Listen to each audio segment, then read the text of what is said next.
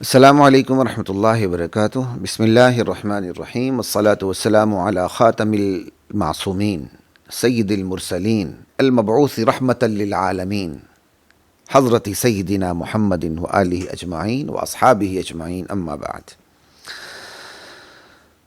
مختصر درس حدیث کی نشست کے ساتھ خلیق الرحمن آپ سے مخاطب ہے۔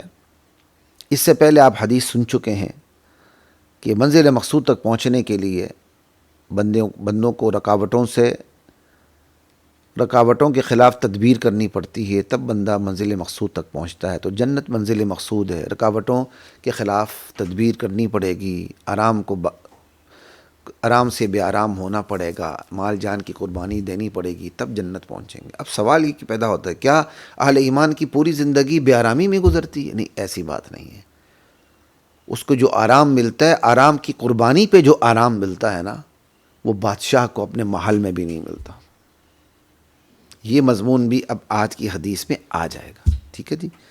آج کی حدیث معجم صغیر کی روایت ہے، اور یہ ابن ماجہ میں بھی ہے۔ ابن ماجہ میں یہ 4259 ہے، اور معجم صغیر طبرانی کی جو ہے وہ 1048 حدیث نمبر۔ اللہ اکبر۔ الفاظ میں تھوڑا بہت اختلاف ہو سکتا ہے۔ عن عبداللہ ابن عمر رضی اللہ تعالی عنہما قال، عبداللہ بن عمر رضی اللہ تعالی عنہما سے روایت ہے، فرماتے ہیں کہ قال، میں زیادہ الفاظ والی جو حدیث ہے وہ میں ذکر کرنا بہتر سمجھوں گا۔ اچھا جی، ابن عمر رضی اللہ تعالی عنہما فرماتے ہیں کہ میں نبی کریم صلی اللہ علیہ وسلم کی خدمت میں حاضر ہوا۔ اتیت النبی صلی اللہ علیہ وسلم عاشرہ، اس حال میں کہ میں 10 میں سے 10واں تھا، یعنی آپ سے پہلے 10 بیٹھے ہوئے تھے حضور کی خدمت میں، تو آپ 10ویں ہوئے۔ 9 بیٹھے ہوئے تھے، آپ 10ویں ہوئے۔ فقام رجل من الانصار، ابن عمر فرماتے ہیں کہ ایک انصاری صحابی کھڑے ہوتے ہیں۔ فقال، اور وہ اللہ کے نبی سے یہ سوال کرتے ہیں، یا نبی اللہ، من اکیس الناس و احزم الناس، یا نبی اللہ، یہ اللہ کے نبی، لوگوں میں سے سب سے زیادہ عقل مند، اکیس، الکیس العقل، الفطنہ، یہ فطنہ طا کے ساتھ ہے، تا کے ساتھ نہیں ہے، ٹھیک ہے، فطانت جس کو ہم کہتے ہیں، ٹھیک ہے۔ یا رسول اللہ، سب سے زیادہ عقل مند، سمجھدار، وہ احزم الناس، ہوشیار، حزامت کہتے ہیں، حزم یحزم، حزامتن، ہوشیاری اور دور اندیشی رکھنا، ٹھیک ہے۔ تو من اکیس الناس و احزم الناس، یا رسول اللہ سب سے زیادہ عقل مند، سمجھدار، ہوشیار، دور اندیش لوگوں میں سے کون ہے؟ کتنا کمال کا سوال ہے۔ صحابہ کے سوال، اللہ اکبر۔ آپ کے دل میں جو ہوتا ہے نا، آپ کی زبان پہ وہی ہوتا ہے۔ آپ کے دل میں جو ہوتا ہے اس کے متعلق ہی آپ کے سوالات ہوتے ہیں، ٹھیک ہے۔ شیخ چلی جیسا کوئی ہوگا تو 2 × 2 کتنے ہوں گے؟ وہ کہے گا 4 انڈے۔ کوئی بھوکا ہوگا، 2 × 2 کتنے کہیں گے؟ 4 روٹیاں۔ جس کو گوشت کی عادت ہوگی وہ کہے گا 4 بوٹیاں، ٹھیک۔ جو دل میں ہوتا ہے وہ زبان پر آ جاتا ہے۔ صحابی سوال کرتے ہیں، یا رسول اللہ سب سے زیادہ دور اندیش کون ہے؟ عقل مند کون ہے؟ ہوشیار کون ہے؟ سمجھدار کون ہے؟ اللہ اکبر۔ فقال، آپ صلی اللہ علیہ وسلم ارشاد فرماتے ہیں جواباً، اکثرہم ذکرا للموت، لوگوں میں سب سے زیادہ عقل مند، سمجھدار، ہوشیار، دور اندیش وہ ہے جو موت کو سب سے زیادہ یاد رکھتا ہے۔ ایمانداری سے بتائیں، اگر ہمیں ہر قدم پہ موت یاد رہے، ہم بلنڈر ماریں گے؟ ہم اپنے بچوں کا پیٹ پالنے کے لیے یتیم بچوں کا پیٹ کاٹیں گے؟ ہم اپنی بہنوں کو اسی باپ کی وراثت سے محروم کریں گے جس باپ سے وہ بھی پیدا ہوئی ہے، میں اور آپ بھی پیدا ہوئے ہیں؟ وہ بھائی جس باپ سے پیدا ہوا ہے اسی باپ سے پیدا ہونے والی بہن کو وراثت سے محروم کرے گا یا کم دے گا؟ آنی تھی کروڑ کی جائیداد، منہ میں زیرہ دے کے راضی کر لیا، کرے گا ایسے؟ نہیں کرے گا۔ کیوں؟ سے موت یاد ہے، جو کرنا ہے وہ بھرنا. اللہ کے نبی فرماتے ہیں سب سے دور اندیش، جو دور کی سوچ رکھتا ہے، سمجھدار، وہ ہے لوگوں میں سے جو موت کو یاد رکھتا ہے. آج ہماری یہ حالت نہیں ہے. آج تو یہ حدیثیں بھی سنا تو کہتے ہیں یہ تو فضائل سنا رہا ہے جی. حالانکہ پورے قرآن کریم کا مطالعہ کر لیں، اللہ توحید کو بھی دائیں بائیں آخرت رکھے بغیر بیان نہیں کرتے. آج توحید بیان کرنے والے ہمارے علماء میں ایک بہت بڑی خامی یہ ہے، وہ نیری توحید بیان کرتے ہیں، اس کے دائیں بائیں آخرت رکھ کے بیان نہیں کرتے. قرآن کریم کا توحید بیان کرنے کا انداز سب سے نرالا اور وکھرا ہے. دائیں طرف جنت، بائیں طرف جہنم، درمیان میں توحید رکھ کے قرآن بیان کرتا ہے یوں. اور ہم صرف توحید بیان کرتے ہیں، جنت جہنم کو ٹچ کرنے کے لیے تیار ہی نہیں ہوتے. اللہ کے نبی سے بڑا بھی کوئی توحیدی تھا، کوئی موحد تھا؟ اللہ اکبر. یا اللہ، اللہ مجھے اور آپ کو سمجھ فراست نصیب فرمائے. اللہ کے نبی فرماتے ہیں سب سے زیادہ سمجھدار، ہوشیار، عقل مند وہ ہے جو موت کو یاد رکھتا ہے. اکثرہم، سب سے زیادہ موت کو یاد رکھتا ہے. اکثرہم ذکر للموت واشدہم استعدادا للموت. سب سے زیادہ سمجھدار، عقل مند، ہوشیار اور دور اندیش وہ ہے جو سب سے زیادہ موت کی تیاری کرتا ہے. اسے پتہ ہے موت آنی ہے تو میں موت کے لیے پہلے سے تیار رہوں، موت کے لیے تیاری کروں، تاکہ موت کے بعد جس عالم میں نے پہنچنا ہے وہاں مجھے سکھ ملے، دکھ نہ ملے. تو اس سے بڑا کوئی ہوشیار نہیں ہے جو موت کی تیاری کرتا ہے. اسے پتہ ہے مجھے موت آنی ہے اور پھر ایک نئی منزل اور ایک نئے عالم میں نے پہنچنا ہے، تو میں وہاں کی تیاری کیوں نہ کروں. سمجھدار والدین بچوں کو پڑھاتے ہیں، آرام کو بے آرام کر دیتے ہیں. کیوں؟ وہ کہتے ہیں ہم نہ رہے بچہ کھائے گا کہاں سے. یعنی چند سال کی فکر اور آخرت کی تیاری. نہ بیٹا سو جا، تیرے امتحان ہے تو یہ نماز پڑھنے کی ضرورت نہیں ہے. انا للہ و انا الیہ راجعون. ایسے ماں باپ جو صرف اپنے بچوں کی دنیا کی فکر کرتے ہیں، دین کی بات پہ نماز کی ضرورت نہیں ہے، روزے کی ضرورت نہیں ہے، ان سے بڑا احمق اور بے ڈنگے والدین دنیا میں نہیں ہیں. جو اپنے بچوں کے لیے، بچوں کی دنیا کی تو فکر کرتے ہیں، اس حساب سے تو تیاری کرواتے ہیں، دین کی فکر نہیں کرتے، اس حساب سے انہیں تیار بھی نہیں کرتے. دنیا کے لحاظ سے بڑے بڑے منصب پر اولاد پہنچی ہوتی ہے، دین کے لحاظ سے انہیں بسم اللہ نہیں آتا، انہیں کلمہ طیبہ نہیں آتا. سورہ اخلاص تو خیر بہت بڑا پل صراط ہے. سورہ اخلاص کسی کو آتی ہے، دعائے قنوت تو 90% کو نہیں آتی. انا للہ و انا الیہ راجعون.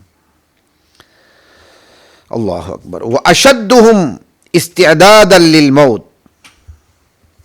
سب سے زیادہ ہوشیار، دور اندیش وہ ہے جو موت کی سب سے زیادہ تیاری کرتا ہے قبل نزول الموت، موت کے نازل ہونے سے پہلے. اللہ اکبر. اولئک هم الاکیاس. یہی لوگ عقل مند ہیں. کون؟ جو موت کو سب سے زیادہ یاد رکھتے ہیں اور موت آنے سے پہلے موت کی سب سے زیادہ تیاری کرتے ہیں. اولئک هم الاکیاس. یہی لوگ سب سے زیادہ ہوشیار، سمجھدار، عقل مند اور دور اندیش ہیں. ذهبوا بشرف الدنیا وکرامت الآخرہ. جو دنیا کے شرف و عزت کو، شرافت کو بھی لے گئے اور آخرت کی عزت اور کرامت کو بھی لوٹ لے گئے. اس حدیث سے آپ کو کیا پتہ چلا؟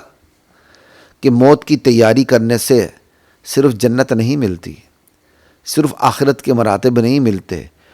دنیا کی شرافت، دنیا کی عزت، دنیا کی کرامت بھی انہی لوگوں کے نصیب میں آتی ہے جو آخرت کی تیاری کرتے ہیں. تو آخرت کی تیاری کا مطلب دنیا سے محرومی نہیں ہے. آخرت کی تیاری کا مطلب دنیا کی عزت بھی تھوک حساب سے لینا. خدا کی قسم یہ تو ہماری گناہگار آنکھیں روزانہ مشاہدہ کرتی ہیں. تو روزانہ میں آپ کو اپنی بات کرتا ہوں، میں کوئی تعلیق کے طور پر بات نہیں کرتا. میرے دل کی نیت کو اللہ جانتا ہے. ہم صرف زبان سے بولتے ہیں قرآن کے بول بولتے ہیں اللہ کے، حدیث کے بول بولتے ہیں اللہ کے نبی کے، اللہ اس بنیاد پر اتنی عزت دیتا ہے کہ لوگ ہماری جوتے سیدھے کر رہے ہوتے ہیں۔ اللہ تعالی سے میری حفاظت فرمائے، اور اللہ اپنی اوقات کو بھول جانے سے اللہ ہماری حفاظت فرمائے۔ یہ کس بنیاد پر ہے؟ صرف دین کی بنیاد پر۔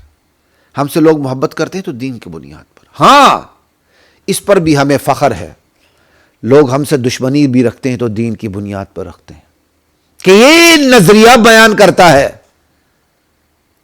اس لیے ہمارا دشمن، اس لیے وہ ہم سے دشمنی رکھتے ہیں۔ ایک بہت بڑی سرکاری شخصیت نے میرے بارے میں اپنے ایک چائے کے وقفے میں میرے بارے میں منہ کھولا اور میرے بارے میں کہا کہ یہ بندہ، یہ تم لوگوں کا یہ بندہ بدمعاش ہے۔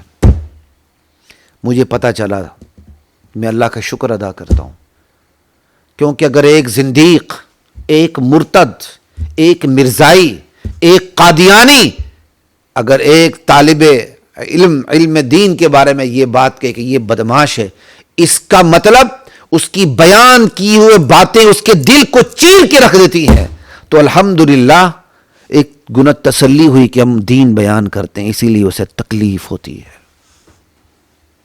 سمجھ آئی بات کی؟